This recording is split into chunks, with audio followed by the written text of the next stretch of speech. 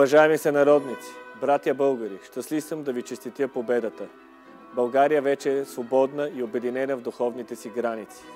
Днес националното артезианско съпротивително движение взе властта в свои ръце. След толкова борба победихме. Победихме сега, не защото не бяхме способни на това и преди, а защото този път сразихме истинският си враг.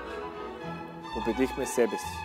Доказахме, че идеите са по-силни от властта и парите, че свободата, щастието и богатството не са друго, а състояние на духа. Те са плод на нашите идеи и труд, а да ги притежаваме зависи само и единствено от нас.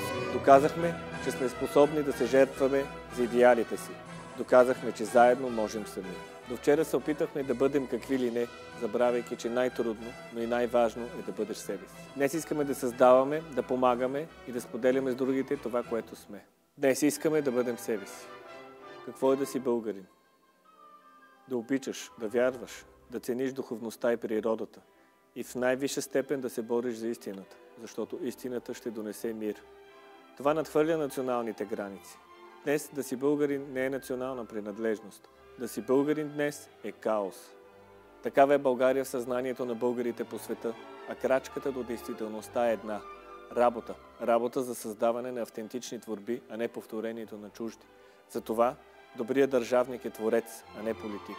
От тук нататък пътя ни ще бъде тежък и стръмен, напоен с кървава пот, но с ясна цел и посока, напред и нагоре.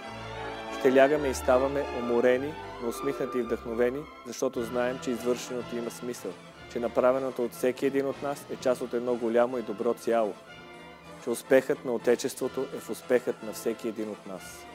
На работа! Бог да пази България!